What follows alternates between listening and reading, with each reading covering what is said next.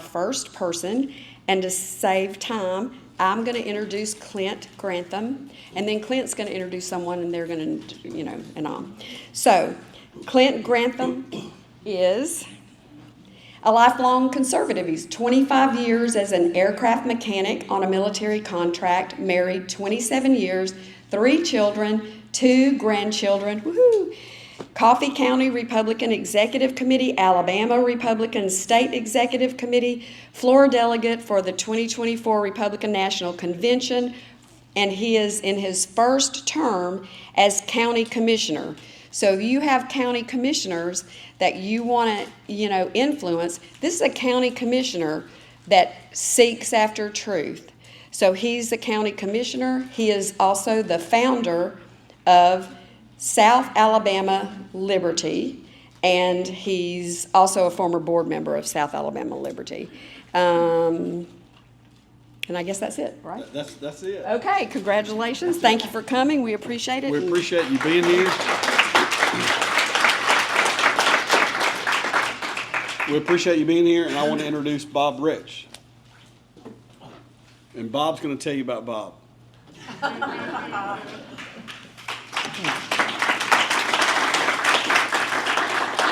Wait till you hear about me before you clap. Moved here I grew up in Pennsylvania, lived 30 years in California, and then I finally found a great place to live in Alabama. So I've been here for 15 years now. Retired 3 times, so I'm a slow learner. From the aerospace industry, worked for Lockheed Martin for 30 years, and then I was a subject matter expert at the Missile Defense Agency for 7 or 8, I lost count. But anyway, you may know me from election integrity presentations that we gave, and my partner in crime, George Berry. Please stand up, George. George and I, over the last 2.5 years, we gave over 33 presentations throughout the state of Alabama on election integrity. Hopefully you've seen 1 or 2 of them, so I appreciate that. So tonight, also, we brought with us Suzanne Kohler. Suzanne, please stand up. She's with several groups of us, Focus on America and some other ones, but she is our resident expert for hand-counting paper ballots and also the Alabama state statutes with regards to voting. Statute 17 handbook and what was the other one? Elections handbook and administrative code. Administrative code, thank you for that.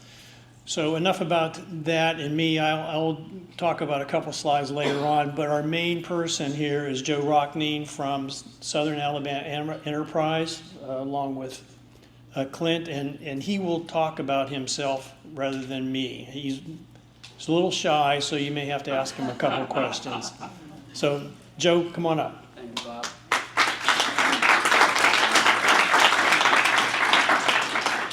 So I want to start by saying thank you for having me. Thank you for being here. In basically the aftermath of this Charlie Kirk event, I don't think there could be enough civic engagement. And I think this horrible event is going to have a galvanizing effect, not only on our generation, if you look around the room, but also that younger generation that is sometimes very hard to reach. But I think Charlie Kirk, what his gift was exactly that, reaching that generation in ways that we could not, and he could convince them. Just a little, because you're taller than I am. So there's 2 things that he did more than anyone, I think, in a generation. And that's not only introduce these people to Jesus, but also introduce them to the importance of our constitutional rights. And if you can think of 2 more important things as an American, I don't know what they would be. So I want to be very grateful to him, and hopefully we can keep some momentum going in memory of Charlie Kirk. So who am I? I am also a political refugee, as I like to say. I'm from the Northeast, so we got West Coast, East Coast covered. I'm a New Jersey born and raised political refugee, so thank you for having me in Alabama. I'm a 27-year Army veteran. I've been deployed twice. I got out as a lieutenant colonel. In that time, I've seen a few things. I've been deployed, and I've come to realize that the rights we have are not something that, as Ronald Reagan said, you can take for granted or inherit in the bloodstream. These are things that must be defended. And the first and foremost form of defense is informing ourselves of what our rights are. And shamefully, I myself never really took a class or took the time to study the Constitution, and yet here I was as an officer, 27 years, defending the Constitution with my life if I had to. So about 5 years ago, I met the great, illustrious Clint Grantham, larger-than-life figure, and it was during the whole COVID stuff that was going on at Fort Rucker. We were being threatened that if we didn't take the shot, we were going to lose our jobs and not be allowed on Fort Rucker. And so that's where our paths crossed, and that's where I became a member of South Alabama. And I'm happy to say, taking over after our best victory, I think, was Clint Grantham getting elected as a commissioner, as an outsider, and wasn't supposed to be elected, but here he is as a county commissioner. So I took over his big shoes as the president of South Alabama Liberty, and this is one of the issues that's always kind of been near and dear to my heart, elections ever since 2020, but certainly probably before that. What I would like to say in way of introducing this, of what this talk is and what it is not. So when I first started flying helicopters, I was raised by the best Army aviators in history, and that's the Vietnam era helicopter pilots. They were a very special breed, and they believed in brutal honesty above everything else, not to mention the high standard in which they operated with. But they introduced me to something called the 100 Rules of a Vietnam Crew Chief. One of them is something that I think is poignant for what I'm trying to express tonight. What you're going to do in the heat of a moment, such as losing rotor or the aircraft not wanting to stay airworthy, is always more important than why it happened. I'm not here to talk about why we're in the situation we're in. That, to me, doesn't help move the needle. This is an issue that causes a lot of people to get very upset. I don't know why. As citizens of a republic, a representative republic, you would think that we of all people as the citizens, we the people are who this government was designed for. It's designed to benefit us. And if we can't have a voice in government because we elect our officials, then it's important that those elections, which are our exertion of power, are beyond reproach. Because those we elect, we give away our sovereign rights that we receive from the man upstairs. That what was gifted to us by our founders. So talking about elections amongst people such as yourselves, I don't mind a frank and honest and open debate. But what I'm not here to do tonight is to try to convince you of the good, the bad, the ugly of Alabama elections. All 50 states use generally the same matrix, I will say, of an election apparatus. There's some good things, there's some bad things, and there's obviously some things in between. What I'm here to talk to you about tonight is, as an Army guy, I'm trained to think a certain way. I look at data points, and I try to put them together. So in watching what has occurred since 2020 and even before, I'm starting to see a very clear picture come into view. And it's becoming more and more apparent that there's a calamity, if you will, or as I have given the analogy, a storm, all right? So I'm going to, by way of introducing that, I just want you to understand I'm well able to hopefully engage in a debate at the end of this if you have any questions. I don't profess to be an expert in anything elections. I'm a citizen just like you, and I'm here because I know that this is a subject that we can't talk about enough. I do not represent Fort Rucker. I don't represent the Army. I'm not even here as South Alabama Liberty. I'm here as a free citizen. So anything I say here, I just think it's important I put out the disclaimer. I'm not representing anyone. My comments and my opinions are my own. All right, with that, we'll go ahead and get the next slide. So our reaction to what I'm about to talk about, we have a couple of different courses of action or contingencies we can take. Again, I'm going to go through some of the current events that have led me to my conclusions of what the possible scenarios I see unfolding. Something that we can do, some preparation for this storm I see building and the timeline we have to deal with it. And then hopefully we can kind of talk about some of the solutions that I think would be prudent as we try to get ahead of this. The analogy we have is a Cat 5 hurricane. Living in the Gulf Coast, we're all familiar with different storm paths. We've all lived through various storms that we've had to take action, we've had to make decisions. We have a few decisions to make with a Cat 5 hurricane, as I see it, possibly making its way for Alabama as it pertains to our current elections. We can be reactive and deal with the consequences, which is probably not a very hopeful method if you've experienced some of the aftermath of a Cat 5 hurricane. Maybe that's not the best course of action. Next slide, or next point. We can hunker in place. You can play all three. We can hunker in place, we can run away, or we can make preparations. And I really see this as more or less the same thing that we're facing now as individuals trying to get in front of a wave of election reform that is coming towards us. Slide. This is really not so much about my opinion or any of your opinions. This is about what we think Donald Trump is going to do in preparation for the midterm elections. He is a very unique individual, and he's obviously made himself rather iconic. People either love him or hate him. But in knowing what we know about Donald Trump has what he believes, and this is my assessment, a Category 5 hurricane coming towards him when it comes to not only his personal life, but also his professional life as a politician, as the President of the United States, having seen what happened after his 2016 election. 2018, he lost the midterms, and he suffered what can only be described as a historic calamitous storm, right? Both personal and professional, convicted as a felon. He was impeached several times and obviously sued. I think I lost count of how many times he was sued. So this isn't necessarily the storm of just how we're going to react to possible federal action. This is more or less an assessment of what Donald Trump sees as his only option, okay? He can't afford to do nothing. The aftermath of 2018's midterms led to probably one of the worst historical situations for a sitting president, I think, imaginable. And that, if you think about it, is what he has ahead of him if he allows what he believes to be a crooked and stolen system go on unchanged, then I believe you're going to see exactly the same outcome as he assesses, which is unacceptable, plain and simple. He does not plan on living through that again.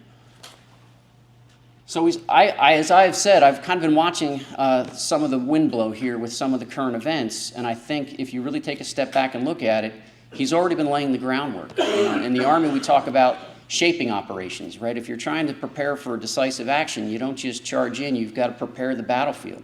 And I think if you start looking at a lot of the things that have occurred, he's been doing just that for a very long time. He's not a guy who likes to go off without a plan, although sometimes he gives off a somewhat unintelligent persona. I think that everyone who's ever gone up against him has realized that that is probably folly. To underestimate him, I think at this point, anyone else who doesn't understand his capability would probably find themselves on the wrong side of the outcome. So some of these things that we have seen, and you can go through, if you like, Bob, and put them out there. During his first term, he actually signed an executive order that declared a national emergency. That national emergency, even though he signed this way back in 2018, is actually still an active national emergency as we sit here today. It has been renewed every year by both Biden's administration and certainly Trump when he got back in. What's interesting about this, and I really hope you guys will read it, is he more or less has said if there's any foreign interference in our election that's been proven, then he's going to be able to take not only executive action, but he's also going to be able to take emergency powers actions in order to affect our elections. Now, people may laugh this off because it's been around so long, but the evidence that he used in justifying this executive order has only now just started coming to light with Tulsi Gabbard, which more or less shows you the nature of what he's endured for the last several years. I think there's a grand jury's been convened with regards to the Russian collusion evidence that it was actually orchestrated as misdirection, if you will. That is all tied to the very same issue of the 2020 election. You can't talk about one really without talking about the other. Well, that executive order kind of leads into the second executive order that he wrote here in, I think it was back in, I want to say early summer. This one, it's pretty wide-ranging, so again, I hope you guys read it. And as was described by Clint, this was almost like an atom bomb that went off, but nobody noticed. So the states that this affects includes Alabama. What he had put in this executive order as it pertains to our elections, the big talking point was our voter rolls. And his Department of Justice has now subpoenaed 15 different states for voter rolls and election information. Some states have complied, most states have not. And he just announced, I guess yesterday, his Department of Justice is now suing the state of Oregon and Maine for their voter roll information because they have refused to share it. He's not bluffing. right? Why does he want the voter roll information? Well, clearly he thinks there's problems with our voter rolls. We can dig into that issue, but it doesn't matter what we think of the voter rolls. It matters what Donald Trump thinks of the voter rolls. And clearly, he's subpoenaing 15 states for their voter roll information. I never heard of such a thing throughout my lifetime. I'm not sure if you have. And now he's not only subpoenaed, he's suing 2 states who've refused to give over the information. Inside that same executive order, it talks about something near and dear to this conversation is our machines. Donald Trump has said in press conferences and also in his Truth Social post on this subject that the machines are crooked and they're going to be replaced. And an executive order that he has said is currently being written by the best attorneys in the country. He said we're going to go to hand-counted paper ballots, no machines, right? That leads into the Tulsi Gabbard conversation that she has evidence, in a cabinet meeting she said, of these machines being vulnerable to hacking and vote manipulation. That's not me saying it, right? It's not conjecture. This is the Director of National Intelligence saying that she has evidence. We can either believe her or not, but it all leads to a shaping operation for what we think is going to be inevitable action. I think this storm is not only building, it's already got a clear course, a clear path. And that path is going to be, which is the question I want to pose to you, what is the likelihood that Alabama is going to have to make substantial changes to their existing voter processes prior to the midterm election? Imagine, if you will, a scenario in 8 months from now where we're not allowed to use the current machines. I don't know if we're prepared for that. I know I haven't had conversations in my county about it, but if all of these events are occurring, it's something we have to talk about. In that same executive order, the 14-248, there's something called voluntary voting system guidelines. So the Election Assistance Commission puts out what they believe are, this is the criteria you have to have a voting machine certified to be used in a national election. Those machines were certified under VVSG 1.0. The executive order 14-248, in addition to a lot of the voter roll stuff and illegal aliens on voter rolls, he specifically states that all machines used in elections are going to have to be compliant with VVSG 2.0. There's not a state in the country who complies with that, to include Alabama. So already, if we were to go forward in 8 months, we're already in non-compliance with an existing executive order. Now, this gets into the issue of constitutionality, federalism, states' rights versus our Constitution, Article 1, Section 4, and obviously executive orders. This is something on the first executive order he wrote that a lot of states have obviously gone through lawfare and are, resisting through the courts. This leads to in the next slide we'll talk about is some of the actions he can take. But if you take a look at some of these events, and this is not an exclusive list of things, there's a clear form or pattern that he is not just mentioning something, I think the elections are crooked, he's taking solid action. And there's a lot more to this that I'd be happy to share with you. I just, in the interest of time, want to dip my toe into the water with regards to what he has already done, indicating what his future action is going to be. So in the military, when we assess a possible course of action, it's most dangerous course of action and most likely course of action. So most dangerous course of action I would see is that he's going to drop evidence here. In the next 2 months, it's going to show that there's been foreign interference, that he has credible, undeniable, irrefutable evidence that shows manipulation of our current system. What shape that would be, I don't know. But if we're to believe what Tulsi Gabbard has said, I think we can kind of draw some conclusions from that. And he's going to force federal action as to how we do elections, exactly in the vein of no machines. Most likely course of action is he's not going to actually use national emergencies powers. He's just going to use his position as the president, as he has done on several other issues that we've seen. The DEI in school curriculums, sanctuary cities, men and women's sports. What has he done to those states and municipalities that have refused to comply with what he wishes to be done in his executive orders? He's cut off all funding. What did he say to Colorado when he moved Space Command? You have crooked elections, that's why you're losing Space Command. So this is a kind of a reoccurring theme. Donald Trump, as I have assessed, is a man who is defined by many things, but not the least of which is loyalty. That is how he operates. He does loyalty tests. You either stand with him or you are very much against him. If he doesn't use emergency powers, then perhaps he just does an executive order, and then Alabama has to answer the question, where are they going to stand? Are they going to say, we're not going to comply, these are states' rights for X, Y, and Z reasons, which is very similar to what happened with Oregon and Maine, which he's also cutting a whole lot of funding from them, by the way? Or is Alabama just going to say, you know what, we're going to, in the nature of the evidence that's been presented, we're going to comply and we're going to make state laws that comply in accordance with Article 1, Section 4 regarding our elections? So there's a whole bunch of different contingencies that may occur. The question we have to ask ourselves is, which one do we think is best, and which one do we think we should contact our local and state officials to recommend? I think Alabama's got a very good history of preparing. It's something that we, as we said with storms, we're kind of not new to this game. And at this stage, before any evidence gets dropped, which I think is again going to be a 4 to 8 week period, we have to basically prepare ourselves, because there's going to be an emotional part of this equation. It's kind of a shock to the system. As I sit back and I looked at this the first time, I'm like, wow, this is pretty so I see it, it's historic. I don't know of any other event that would have required all 50 states to comply in this short a timeline on something of such importance. We're not the only ones that hand count. If we were to go to this because it's directed by the federal action, there's a lot of countries that already hand count. There's also a lot of counties in the United States that hand count. So it's not as though we aren't, if you look around the room, a lot of us are older and we remember when we didn't vote with machines. It's not something that would be completely foreign to our generation, but it would be completely foreign to the younger generation. It is, in essence, the simplest system that exists. You count ballots.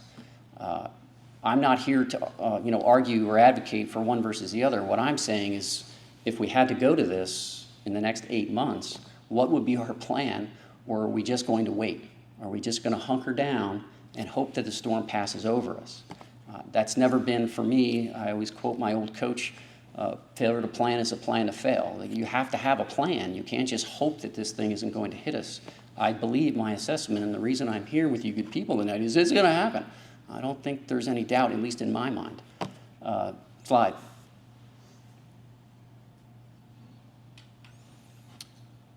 We came to Eagle Forum for the obvious reasons. As a grassroots group in southern Alabama, we're loosely affiliated with you good folks because, quite frankly, you're the most organized, the most credible, and the one that has the greatest reach. If there's going to be a solution to this, it's going to have to include Eagle Forum. Our elected officials, as I've always said, they didn't create this problem. They inherited it. And it's not just them here in the state currently, it's all 50 states. So this is not about blame. What this is about is this system may be forced to be unplugged.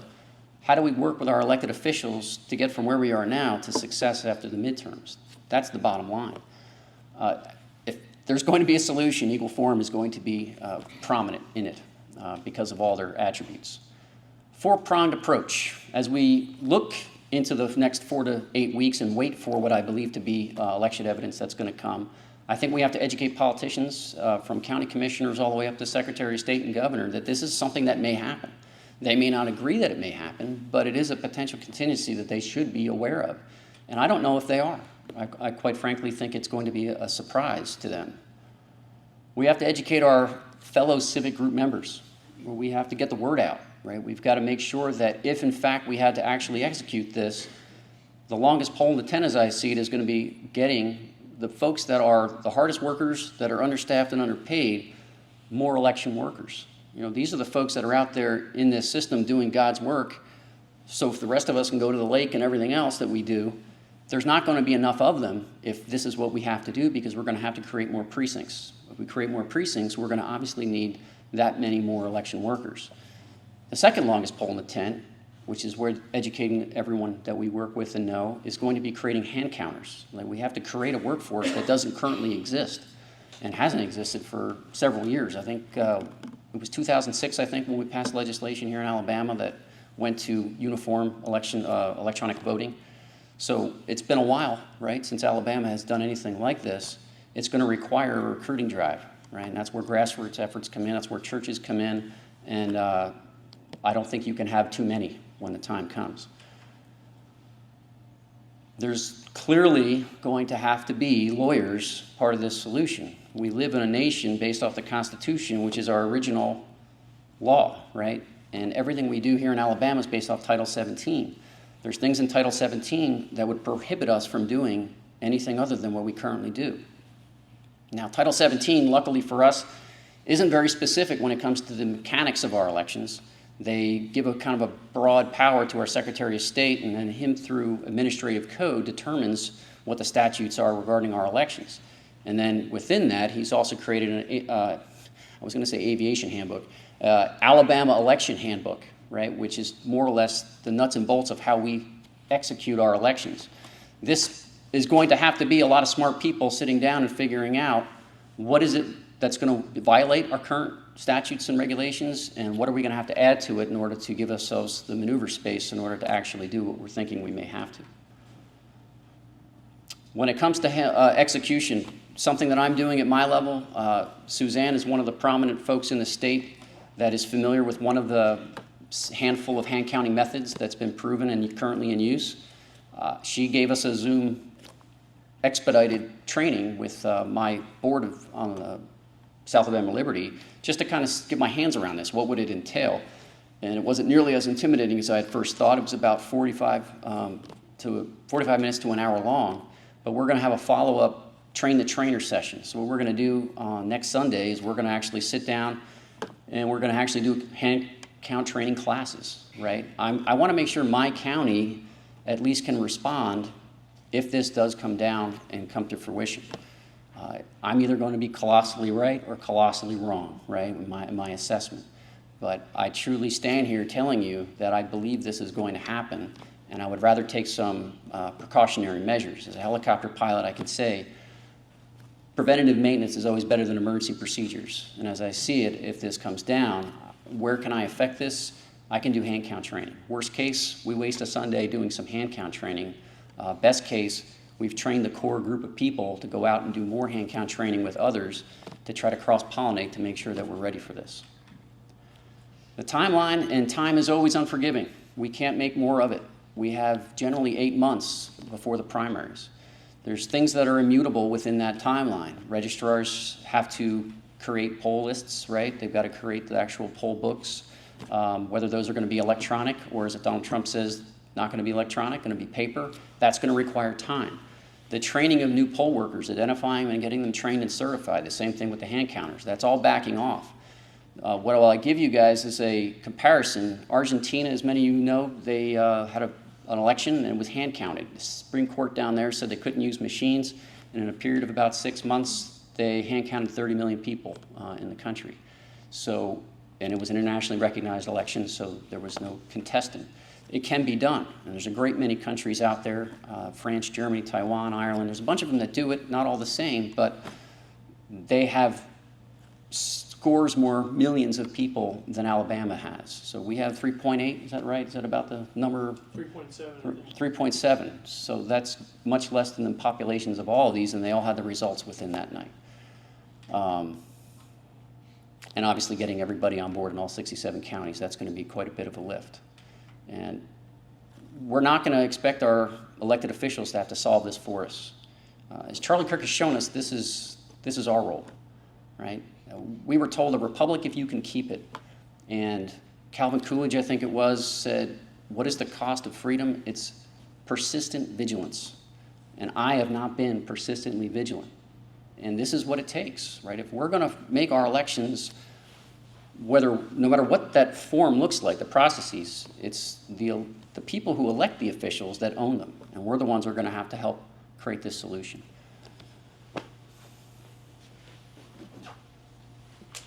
Okay, I have a couple slides that some of you may have seen part of this before. Hand count paper ballots, and this is what Joe is leading up to as most likely the logical solution if they do outlaw the machines with executive order or however Trump executes.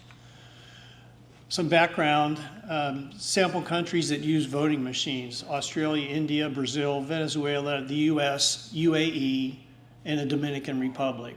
Those are some of the samplings that use the machines. These are the countries that use paper ballots: Canada, Germany, Spain. You can read the list. Most interesting enough was Taiwan recently, and as Joe mentioned, Argentina.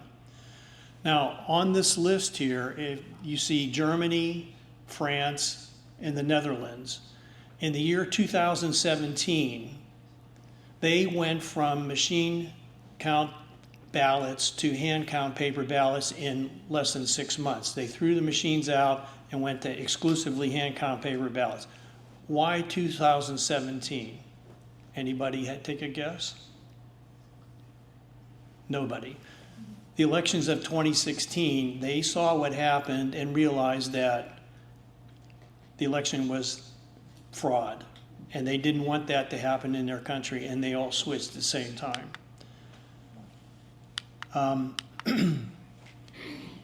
I've had probate judge in Madison County, Judge Barger, tell us when he was asked about hand count paper ballots, he threw his hands up and he just went nuts and said, if you think you're going to get the results in the same night, you're crazy. It's going to be months before you find out. Well, I think Judge was a little bit misinformed, because you look at France, they have hand count paper ballots. There's 48 million people, and they get election results within 1 to 2 hours. You have Germany with 60 million people, 1.2 hours for results. Netherlands, 13 million people, 1 to 2 hours. Lastly, Argentina, the most recent one that you've read about if you pay attention to world politics, 27 million people, 4 hours. Alabama, 3.7 million people. Now, do you think that we in Alabama are as smart as the other people in the other countries around the world? This is doable. And we can use the same system they do, or we can use the system that was implemented by Linda Rance and others across the county. All right, so people say, well, it's much more expensive. False. Linda Rance in Osage County implemented hand count paper ballots, and her county was charged a certain amount of money for their machines. Now, they bought their machines. They leased their machines. They didn't buy them.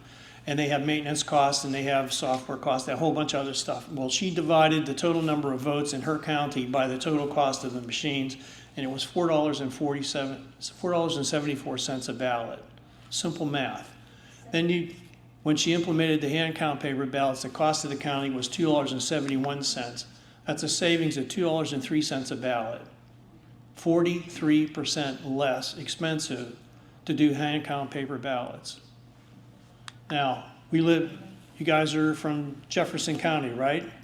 I did some calculations based on that cost savings there, and when you looked at the 2020 primary and the runoff in the 22 general election, those are the numbers, and you have a total savings of $1.8 million to the county if you implemented hand count paper ballots in this county.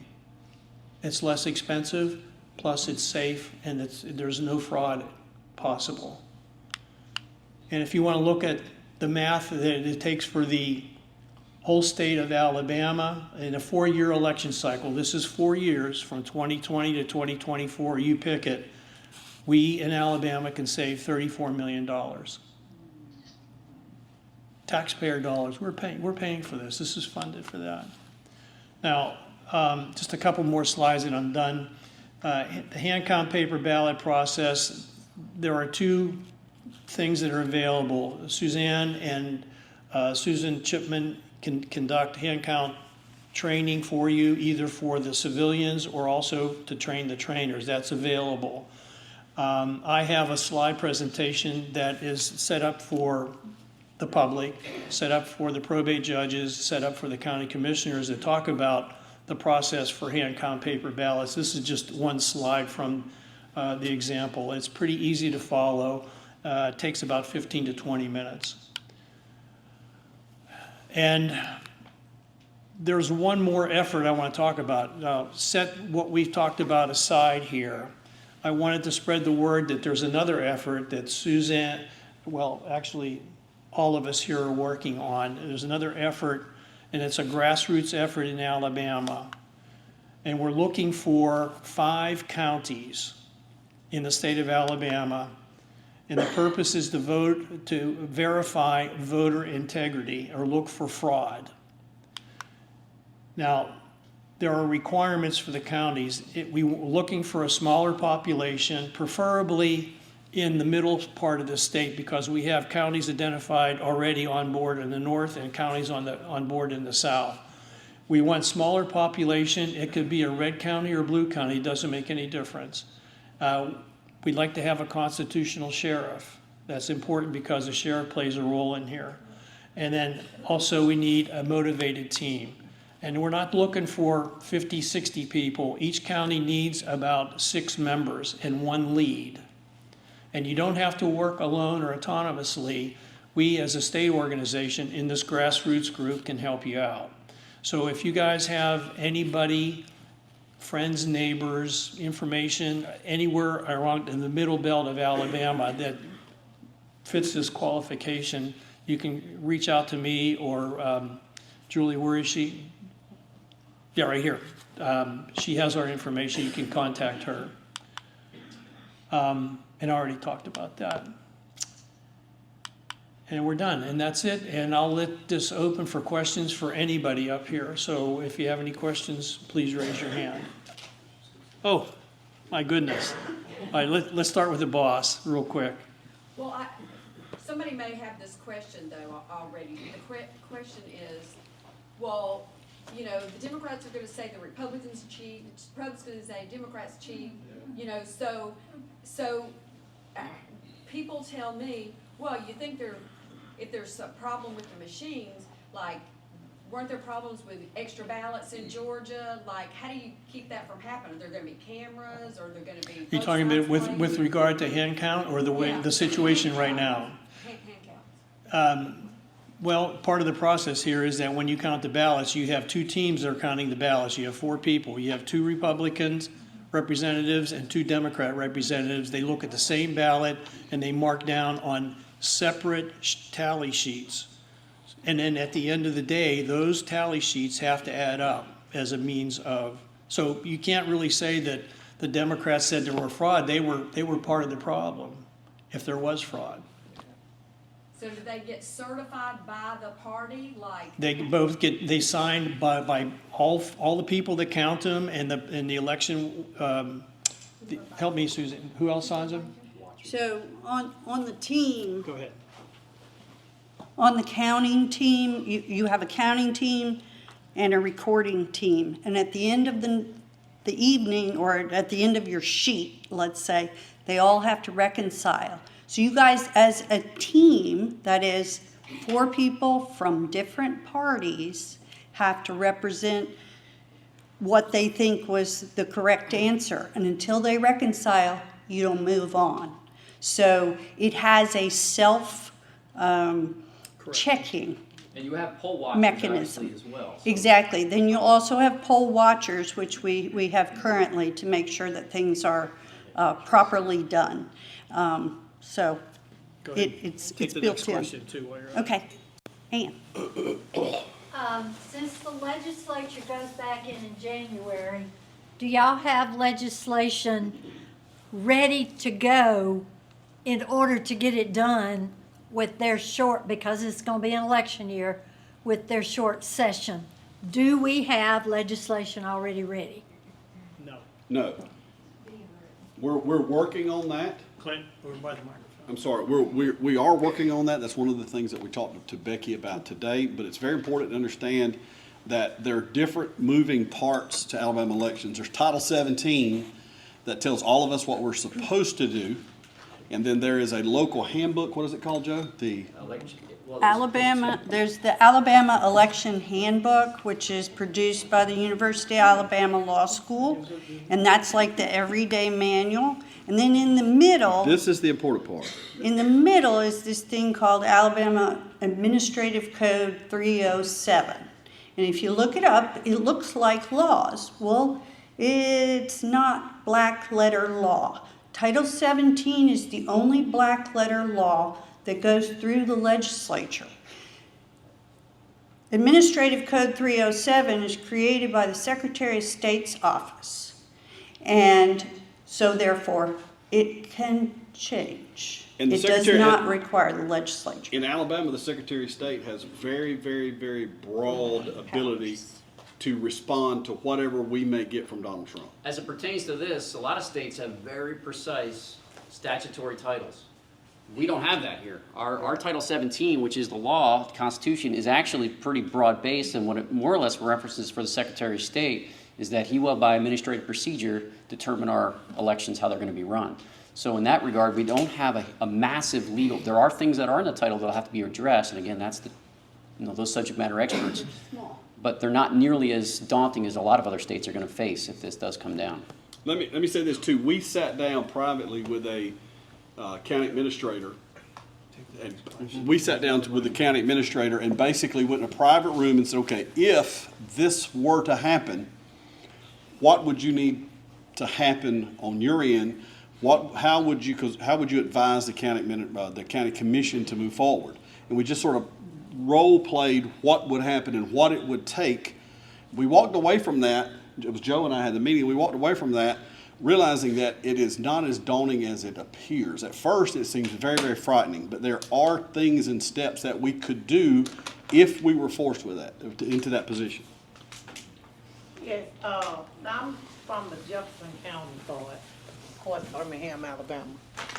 And my question, I'm trying to understand the process and what roles, like now the county clerk controls the election along with hiring employees to work the poll sites? That's a very, very good question. See, a lot of people don't understand this, even people who are in those positions. Your elections, according to Title 17, especially in a primary, your party chairman has a role, your county clerk has a role, your sheriff has a role, your county commission has a role, and your probate judge has a role. And your registrars have a role in our elections currently. The problem that I have found trying to talk to people about this is most of the people who have a role in your county either don't understand their role or don't know they have a role at all. So my question is, if this is gonna be possibly counting the ballots, the votes, and we go to several different polling sites now, is it gonna be one central location? No, and that's a very, very good question. It depends on your county, which is one of the reasons why we reached out. And the reason we're having this conversation is these are the conversations that need to happen. What would we do? It's not about whether the machines are good or the machines are bad or whatever. The question now is, what would we do to respond to what may happen at the White House? No, So when we talk about redrawing precincts, so the hand counts that have been done, Linda Rand's method in Missouri, they more or less top out at 1,500. So if you have a precinct that has more than 1,500, it makes it very hard to get the counting done unless you have multiple hand counting teams in the time period that we would require. So they would have to, county commissions in all the different counties would have to do a really good analysis of their precincts. The ones that are greater than 1,500, they'd have to split. We have one in Coffee County that has 80 voters, right? So they would probably condense that with another one so that those very few poll workers, we can maximize the ones we have. Yeah, we would want to send poll workers and counters to a polling place where only 80 people are going to show up and vote. So in our instance, we would have to combine that. In other places where we have a district where there's one place to vote in the entire district in the largest city, that may have to be divided up. So there's a whole lot that depends. It depends on what your county looks like. It depends on what your precincts look like. It depends on what your county wants to do. It depends on what the Secretary of State does, and all of that depends on the directive that we may get from the White House. So So it's all speculation. it's all right now. speculation at this point. And I wanna say this, cause we were just in an election for the Birmingham City municipality, and some things occurred. And not saying President Trump is right or wrong, but our machines blanked out, Your machine's what? blanked out. At 3 or 4 different polling sites. And they sent certain people out, but then the news media wanna say, no, nothing happened, everything was fine. Director of National Intelligence Tulsi Gabbard said in a cabinet meeting with the full cabinet and the media with a camera on her, she said, we have substantial evidence that these machines can flip votes. Anybody here can go look at that video. So that is the people who are advising Donald Trump, which is one of the many, many, many reasons that we fully believe and two, we've learned over time, we didn't understand, some states use a touchscreen machine, some use a tabulator like we do. They're all computers. We didn't know what his terminology was because often President Trump speaks as a layman and he says machine. We have learned that he means every computer to include tabulators. Question. This gentleman there had his hand up a long time. Which one? So you're gonna cut the precinct number, the number of voters in a precinct to 1,500? No, that's speculation. Yeah, We don't know what's gonna happen. I don't know the solution. What we're hoping is that the smart people who aren't the probate judges and the county commissioner, I mean, there's 67 counties, right? And if you're a commissioner, a probate judge, a registrar, they have existing commissions within those families, right? So those are the people that are going to probably have to come up with a Well, solution. and I want to be clear. What we want to tell you that's hard is what the law says. We don't know what a particular county may do. We can't. The county commission cannot change district lines. So you would still be in the same district, but they can change precinct lines. We're speculating that if you had a large precinct, they may want to divide that precinct. If you had a really, really small precinct, they may want to combine it. But at the end, all of that is speculation because we don't know. And during the couple years ago, when Linda Rance gave me data and we took the class, I ran some spreadsheets and I took various counties with various number of people, from a small one to a very large one. Madison was one of them. And I calculated how many people they needed in each precinct.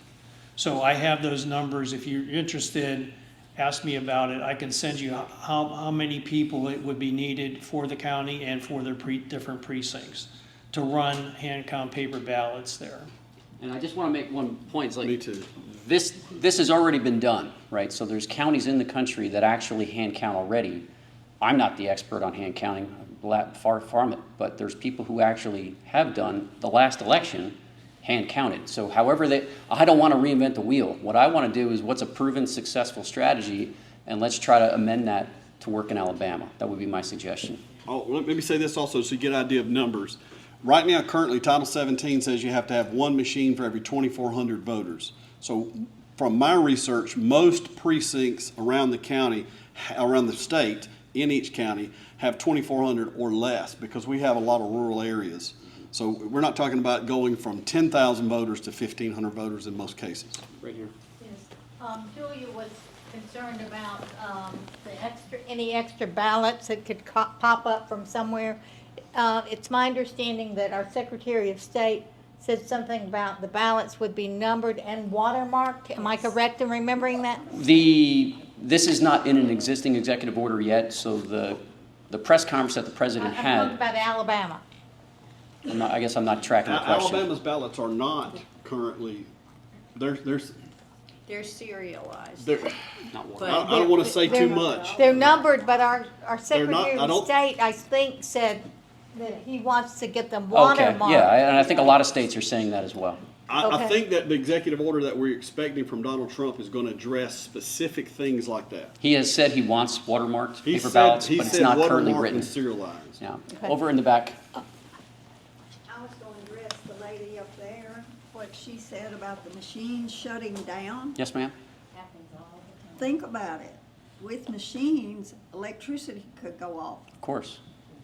and people are disenfranchised. I think it's important also to remember that it wasn't that long ago when we didn't have these electronic tabulators, 2005 or 6. Yeah, so everyone here probably remembers the Hanging Chad fiasco. So in 2000, Bush went against Gore, and there was this ridiculous fiasco in Florida that led us to a commission. So kind of ironically, Bush lost the midterms in 2002, and part of the solution was a commission. Baker and Carter had an election commission to try to get to the bottom of this ridiculous scenario that was created. And a lot of the recommendations of that commission were taken, and a lot of them weren't. One of them was mail-in ballots. They said, don't ever use mail-in ballots. It's the worst possible thing you could do, and all states that do it are probably going to have fraud. They ignored that one. But as part of that process in 2002, they created HAVA, the Help America Vote Act. And that's when the feds said to the states, we'll give you all this money if you do X, Y, and Z, which is always the problem. Right? When the feds dangle money to the states take it. So we like to fight the federalism fight when it suits us, but when it comes with money from the feds, we're always taking it. Well, part of the lawsuits that are currently going on against Oregon and Maine is that they are in non-compliance with this 2002 law with regards to voter registration maintenance. So you can't parse the law. Like if you want to take the money, you've got to comply with the entire law. And in 2002 is when that started nationwide. From 2002 to 2006, generally all 50 states went to electronic machines. And before that, we had a mechanical machine. And before that, we had kind of balance. I want to also point out that this has been an ongoing problem for a long time. So as you go out and speak to people who are in elected office or bureaucrats who work closely with those people, this is not an opportunity to hang a system around anyone's neck. This is a system that almost everybody in office inherited. It's my estimation that our problems with voter rolls started at least as far back as 1986 when we went to motor voter, where you got registered automatically when you got your driver's license or got your driver's license renewed. We simultaneously have two problems in Alabama, and in most states you have a problem with the machine that we're using, but we also have a tremendous problem with our voter rolls. So this is a long problem. We're not going to have everything fixed by this primary, regardless of what Donald Trump does. There's an enormous amount of work that must be done in Alabama with our voter rolls. You would be shocked if you knew how often your voter rolls churned. You'd be shocked if you knew how often there were people voting in every primary where there is no home.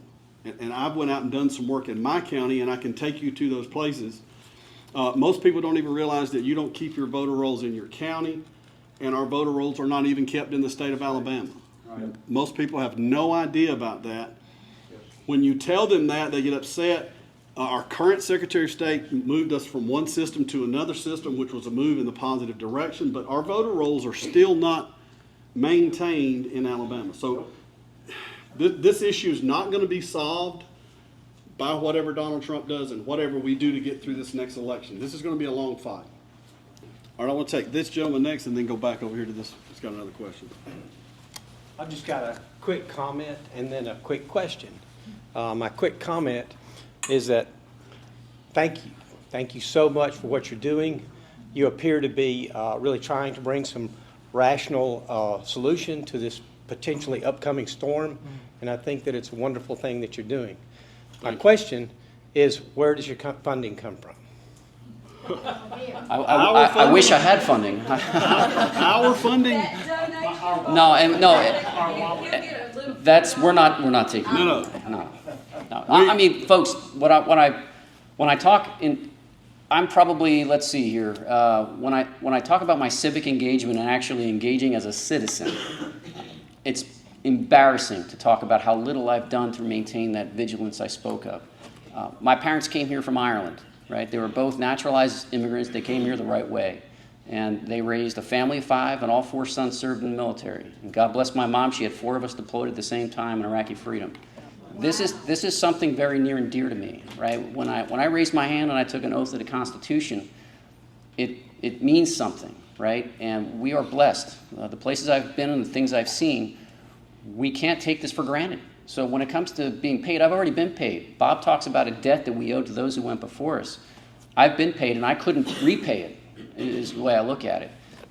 Elections are the lifeblood of a republic, and republics don't last very long throughout history, as our founders discussed. They tear themselves apart. So if we don't have trust in our elections, and Rasmussen had a poll here, 62% of voters don't trust the machines. And anytime election integrity comes up, people say, well, you're going to try to degrade trust in the system. Newsflash, nobody has trust in the system, right? So we have to get trust back. When I went to Iraq the first time and they voted, they had like 80% of the population vote, even though they had to dip their thumb in ink. Well, that was a death sentence, folks, but that's how important the right to vote was to them. I flew those ballots. So for me, this is a very real thing. And though I appreciate it, we will not be accepting any donations. No, and I want to jump in there too. Fortunately, as a county, as a county commissioner, I'm a bivocational county commissioner. I have a full-time job at Fort Rucker where I actually do the work on the maintenance contract, and I repair the aircraft. And I break them. That Joe trained students on. So I took a day off of work to be here, so we don't get paid. Not only that, I haven't carried my wife on a vacation. We haven't had a vacation together in 5 years. Today's his anniversary, by the way. Because all I do is this. Today is my 26th wedding anniversary, and I live 3 hours from here. I will not see or touch my wife until about 1 o'clock in the morning, and I have to get up at 0400 because I have to be on the flight line before 6 to repair aircraft tomorrow morning. So I get nothing. Sir. I'm an old Charlie Model gunship pilot. All right. Thank you for your Outstanding. service. Thank you for your service, sir. But my question is of the countries that you put up there, how many styles of ballots were they counting in those hours? And this is a very important question, right? Now, some of them a little more complicated than others. Bob has done some research on this, but it's part of the solution has to be discussed. I don't have a question for all of them, but I have a cousin that lives in Hanau, Germany, and I ask him, and it's multiple offices because they have the Bundesrat, the Bundestag, they have local elections that they have to vote on in their particular district. So I can only answer for sure for one. The others I don't know. The trick in them counting is that I think it's 1 or 2 hours after the polls open, they're permitted to start counting ballots in batches. They would get batches of 100, and they're cycling ballots through all day long. So by the time 7 o'clock rolls around, they only have the last batch to count, and that's why they're 1 to 2 hours from reporting. Now, it's also important to point out that Title 17 says we can't start counting ballots until 2 hours after the polling place closes. So you're going to get that argument a lot. It's important that we think about it. We're already not in compliance with Alabama law because the machine starts counting the moment the first ballot goes through there. So that's when the counting actually begins. But the poll workers, and I need to say this, the problem is not with our poll workers in our counties. That's not the problem. But the poll workers start to do what they call, what is the word they use? Canvassing the machine, which really isn't an audit. That's a whole other subject. But they start that almost immediately when the poll closes. So the argument that we can't do this because currently Title 17 says we can't start counting for 2 hours, that we can't count through during the day, we're not following Title 17 currently. And currently it says poll watchers have to be able to watch the counting. I don't know how they would do that since the software is doing the counting. They don't watch anything. They watch the computer sit there as people feed their ballots in. So, the semantics of it, I don't care. I'm a knuckle dragger. I just want to fix it. Also, it's important that you're going to get, I don't understand all of the pushback on this issue. I don't fully understand why this is such a fight. But I try to remind people that, we passed VCAP legislation in 22. It took us 3 years to pass legislation to stop transitioning children in Alabama. That blew my mind. I don't know why this fight is such a fight, but it's important to understand that there are just some people who are locked into a position and don't get upset with those people. We just have to talk about what will we do if this is presented to us. If it's thrown in our lap, the people that we have met with, we made it very clear. We're not asking you, like we've met with the sheriff, we've met with county commissioners, we've met with administrators. We're not asking you to do anything. What we are saying is we don't want you to be caught flat-footed if this happens.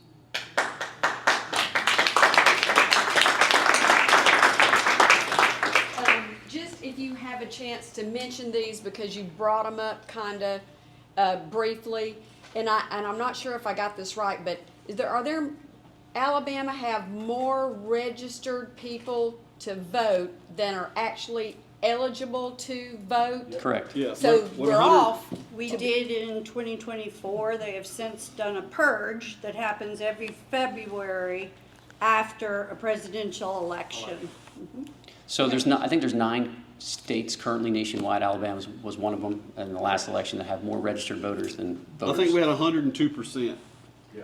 And then two other things. You mentioned churning, which if you can explain that, let me add, and if you'll just explain that. But then this question comes up to me all the time. People say, well, our machines are not connected to the internet. And so people don't want to have a conversation with me at all because they say, well, we're not even connected to the internet. All our machines do is physically count and we match up things. So can you just kind of explain that? let me start- Let me just say, I'm going to take this one. This is a very common question. I fly Black Hawk helicopters. Okay, there's lots of computers in a Black Hawk helicopter. But if somebody were to open up a Black Hawk helicopter, I couldn't point to any of the specific components of it as to what they do. When it comes to our machines, when anyone says that they're not connected to the internet, that's a big subject to go into. How would they know? You would have to, first of all, know what you're looking at. You would have to have access to the machine. They'd have to give you permission to open it up and evaluate it. Which we have none of. We don't have it. Basically, different states have different statutes. The contract that covers what our Secretary of State has signed with the current vendor, I have not seen it, so I don't know what we're allowed or not allowed to do. But as it pertains to 99% of the people who say emphatically we do or we don't connect to the internet, I would respectfully say there's no way to know. How would we know if they do or don't? Because we've never looked at it, and I'm not an expert on computers to say, even if I looked at it, what it would do. Now, I will say this, just as questions that have raised my interest. President Obama declared our elections critical infrastructure during his last term. As such, our critical infrastructure, pipelines, power grids, that sort of thing, they have a department called Cyber Internet Security Agency, something along those lines, CISA. They are part of Department of Homeland Security. I know it's all very confusing, right? We've overshot the target already in talking about how to count a ballot. But what they have as part of that statute of this being critical infrastructure is they have to know real time if there's any intrusions going on, right? Any bad faith actors that are trying to influence the critical infrastructure.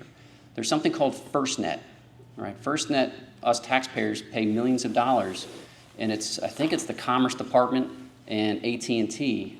They have a first responder secure private 5G network. So does your phone right now connect to the internet? Right now, does it have access to the internet? But it's not connected to the internet. And it also isn't private. So what FirstNet does, and this, you can all go look it up, I recommend you do, it's all very confusing. FirstNet is an existing first responder private network, secure, that you don't have access to, but CISA has to have access to the machines in order to have proof that they're not being hacked. So there have been cases where I think the Mesa report, the Antrim report in Michigan, and I would recommend you guys go look these up. They actually were able to do analysis of those machines in those two instances, and they have a Telit modem inside the machine. So this is stuff that's been done. Colorado was the Mesa report. Michigan was the Antrim County report. I would highly recommend you go look at it. You're not going to get a definitive answer because we aren't given access to the machine, but in the places where they've actually had access, and I think it's most recently been in testimony, and I can get you that information, a retired clerk, a current clerk, and a Verizon employee gave under sworn statements in court that yes, in fact, their machine connects to the internet. So that's not me saying it, that's court testimony. I just wanted to Address people in it. this room I understand. to hear that So- answer to that question. So I've been kind of educated in this, I've seen the other presentation, and my question is always, how do you transmit if you're not connected? Yeah, I mean, how do they have real-time access to know if they're not connected? Go ahead, sir. exactly. In the machines, I can't remember the exact, but I have a picture of it. There's a card in there like Joe mentioned. They're not plugged into the wall with an RJ45 cable. They're not connected to the wall or the internet. They're connected to the internet just like your phone is, and they transmit data to this FirstNet system all the time. And I'll give you an example. All of the police, EMT, fire, they all have cell phones with this system. We can't have access to that, but it's a separate system, and that's how the machines are sending data. Dr. Frank, who we work with, said that he has proof where they're talking to the cell tower constantly, all day long, each machine. Yes, I know. You told me that. All right, now let me jump in here and say this. We are not saying that any person that you've heard that works in any of these positions as a bureaucrat or anybody that's an elected official is purposely corrupt and lying to you. There's a possibility that some of them are, but we're not saying that any of them are. Generally, people want to be liked and they want to be accepted. We don't have a lot of people who are getting paid to do the wrong thing. We have people who are afraid that they'll have to sit at the loser's table if they don't do the right thing. So a lot of this is not just open, blatant corruption. It's just somebody told me somewhere that it doesn't hook to the internet, so I believe it does hook to the internet, and I'm going to say that because it doesn't really matter, and I don't want to stick my neck out on anything controversial, because more than anything, all I want to do is be liked, and I want to be liked so I can get reelected.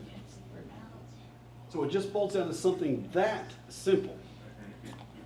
With the paper voting possibility system, I would like to see more streamlined for absentee ballots. Because as things happen, I'm just gonna say scenario, take a nursing home. And people target these nursing home, people that live there, sending out absentee ballots, pay a worker Yes, ma'am. to have them to fill them out and everything, and then pay that worker to choose who they want to vote, and then they get them to mail it in. I would like to see that process looked at a little bit more differently. So the executive order that we're expecting to be hitting at any time is specific to that as well. That was one of the issues that they mentioned. Does that include students too, or people who done? I think it's any ballot that would be something that would be used as an absentee mail-in ballot. Yeah, just because it's literally the Carter-Baker Commission in 2002 emphatically said, don't do it. And now we do it more than we ever have. I don't know why, but yeah. Back there, ma'am? I just wanted to make a comment that there's an online computer magazine, Ars Technica, and almost every four-year election cycle, they run an article on how to hack Yes, ma'am. election machines. Yeah. I mean, there's so many articles. I won't. Can you repeat that? I couldn't hear. So there's DEF CON, I think, is another one where there's computer Technica. people who are very smart in computers, not me. I just curse a lot of computers, but they actually make a game out of it and they hack systems, right? So a very smart person who does this for a living said, if it's a network, it's not secure. You have to, in the world of cybersecurity, you have to assume that your network has already been penetrated. And I will say, because this is something I've found very interesting, if you haven't read about Salt Typhoon, Volt Typhoon, all right, these were two very sophisticated penetrations of cybersecurity that were done by the Chinese. And back in 2000, the FBI said that there's currently 2,000 active open cyber investigations ongoing every day, all right? And Salt Typhoon and Volt Typhoon, remember those, look them up. There's not a system out there that can't be hacked. If it's got electrons, there's people who can hack it. Not me. I know barely how to turn them on.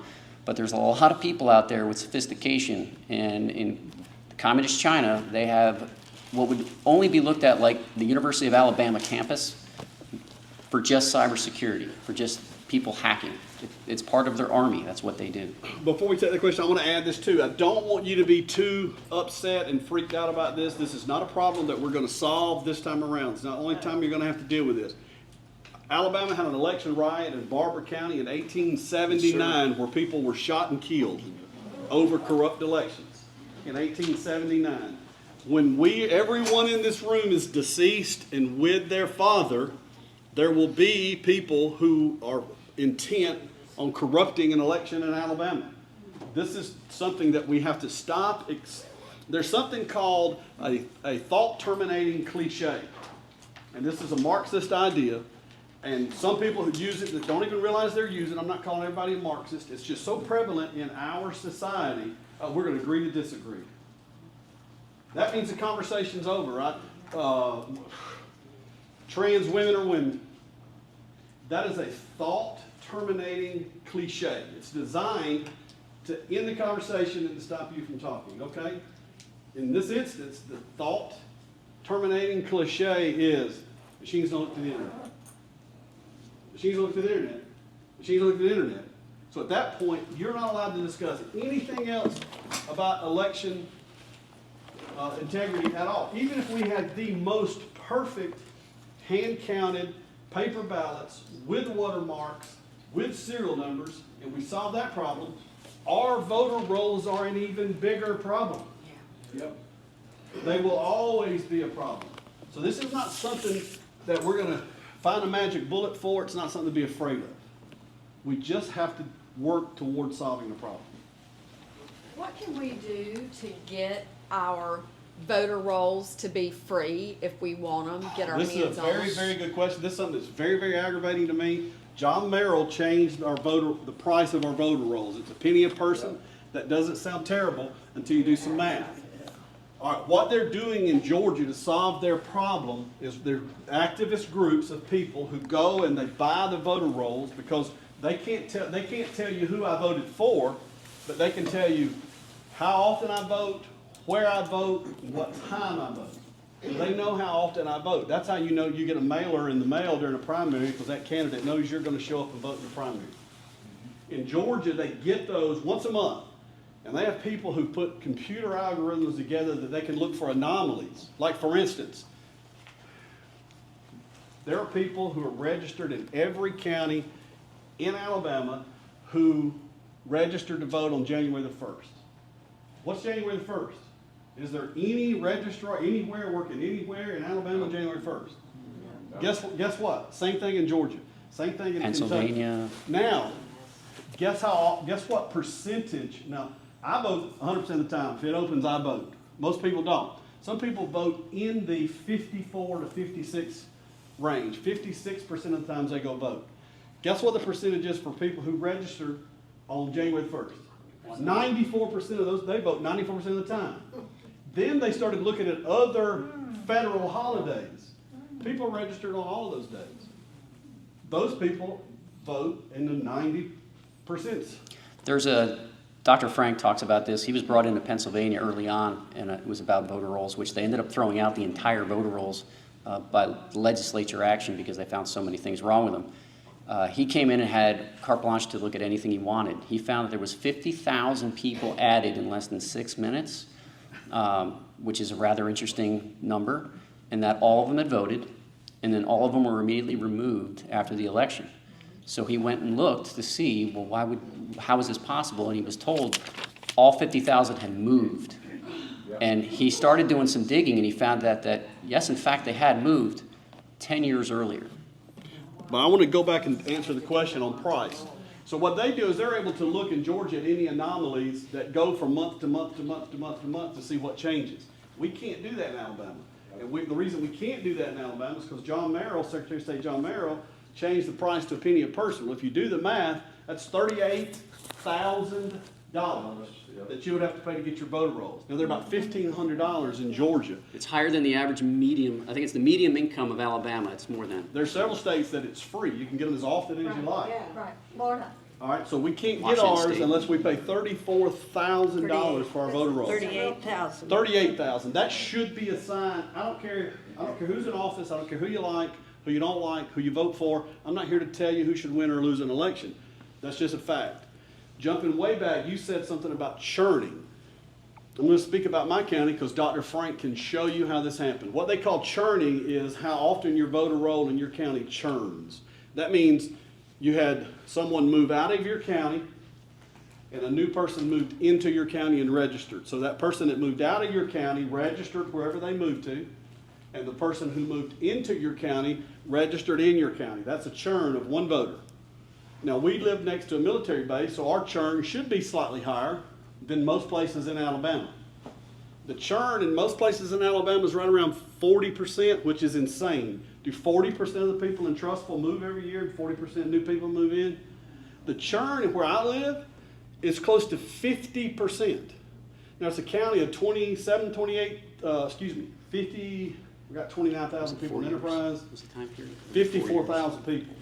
So do 25,000 people move out of Coffee County? every 4 years, or in the last 4 years, and that many people move in, because that's what, in the last 4 years, that's how much our voter rolls churned, and Dr. Frank can prove it in Coffee County, Alabama. Well, it doesn't track with population either. If you look at the census, we've got it kind of going up like this. And then if you look at your voter rolls, they kind of go up like this. Part of the problem with that is, again, a federal law that was supposed to help stuff called the National Voter Registration Act, NVRA. And when that one was put in place, that one did things to make it so that it was really easy to add new people and very difficult to get them off. It takes approximately 4 years. And if you listen carefully to somebody like Wes Allen, he will tell you things like, oh yes, we have 3,251 non-citizens on our voter rolls. And we have put them on a path to be removed. That path takes 4 years and has 2 different presidential elections and a whole bunch of postcards from the registrar to find out whether or not you should be removed. In my opinion, 3,251 non-citizens are currently identified on our voter rolls. Now, I have 4 copies of the voter rolls, so I can look for certain things, but I cannot tell whether somebody is a non-citizen or not.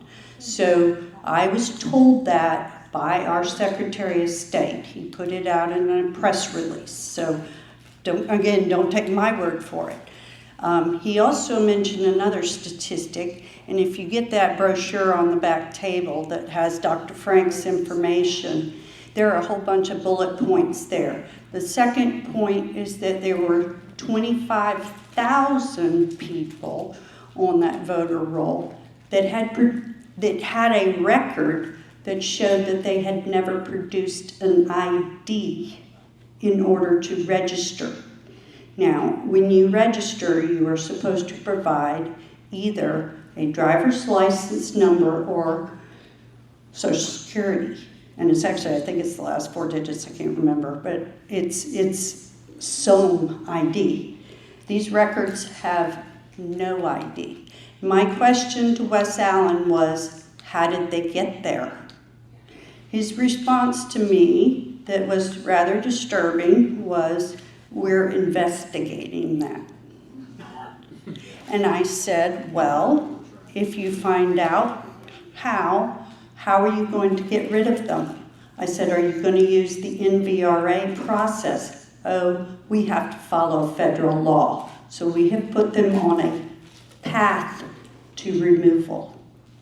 Jonathan, did you have a question? 4 years. I did. Is the documentary Let My People Go by David Clements that you can watch on YouTube For free. the most important and powerful documentary that exists pertaining to what we're talking about?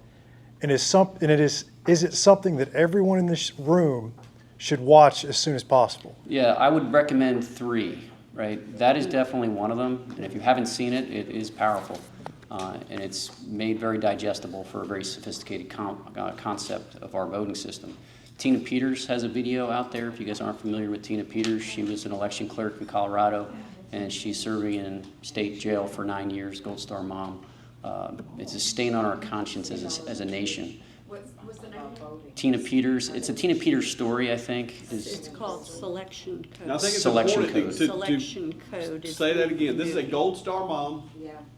God bless. who did the right thing to preserve data and is currently in jail. Now, we're hoping that Donald Trump is going to make her a witness and take She her just to turned federal 70 in custody. jail. Say that again. She just turned 70, and she's in jail. Gold Star mom. For doing her For job, doing her job. Yeah, David Clements. federal. Yeah, the third one was Dr. Frank's. Do you remember the name of that one? Dr. Frank had, there was 2 of them. If you look up Dr. Frank's movie, you'll find it. But I think when you look at the whole entire issue, those 3 movies will really educate you as to the long-standing nature of our problem in this. When you watch, it's important when you watch, and I do think that Professor Clemens' movie, Let My People Go, is very, very important. You should watch it as soon as possible. He spends a lot of times talking about Dominion voting systems. So you're going to get some pushback on that because we do not have a Dominion voting system in Alabama. We have ES&S tabulators. 50%, some of you guys said But Dominion? please, Mr. Roughneen, explain to these people what Smartmatic was or is and how that connects to basically, we got the same system regardless of what machine you have. So this is a topic that's, again, this is like a third rail on election topics, but the first time that this code, this election code for using tabulators was in Venezuela, all right, and I think it was Hugo Chavez that won that election. The company that actually owned that code or wrote the code was Smartmatic, and that server for that company was in Serbia. And again, this is all open source. I'm just reading articles, and I'm not speaking to the absolute 100% veracity of it because it's just an article that I read, like many, but it's certainly interesting when you start peeling it back. Smartmatic bought a company named Sequoia. Sequoia got bought by, I think, one more company before they were bought by Dominion. So the source code that was used in the Venezuelan election that got Hugo Chavez elected is being used in almost 50% of the current states. Now, the contention was in the article I read is that the source code really hasn't changed. It's more or less the same, and we don't get to look at it. So that's kind of... This is important to understand too, that we have one of the people on our team that doesn't get to do a lot of work with us, but worked around the world in the gaming industry. So one of the things they did with anything that was intellectual, like with their software or any of these programs, they have to put that in escrow so that it's protected. The casino is required to put it in escrow so that attorneys can look at it if necessary. We don't do that anywhere in our elections. This code is not in escrow. In fact, it's protected as proprietary interest. So not only is this the code to the machines that we're running, the program we're running, is not in somewhere where it's safe and secure and that any of us or any of our elected officials, our Secretary of State can look at it. You cannot. But you can in a casino. You have to, yeah. When we go vote.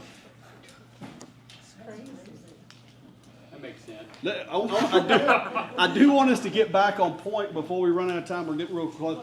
Yeah. At the end of the day, we're not here to tell you how bad the machines are. We're not here to tell you about how good the machines are. We're not here to tell you about voter rolls, because none of that is going to come into play if we get something from the president that forces us in our individual counties to completely rewrite what we've been doing, which is what we think may happen. If it doesn't happen, we're going to look very foolish. Yep.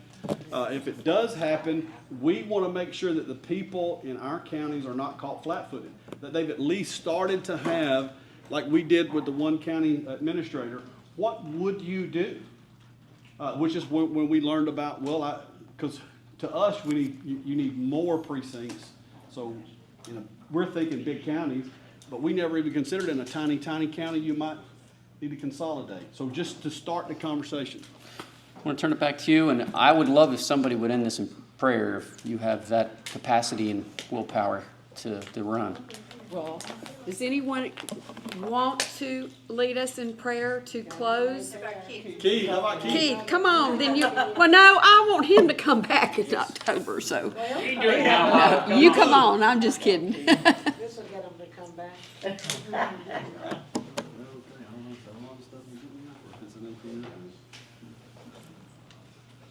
Let us bow our heads. Gracious Father, first of all, we give you thanks for health, life, and strength, O Lord. We thank you for this assembly, the information that has come before us, Lord. We ask that you guide us in wisdom, O Lord, as we tackle the pressing issues. We ask that you give us wisdom to do things that are pleasing to you. In Jesus' name, amen. Very nice to meet you, Mr. Williams. Keith.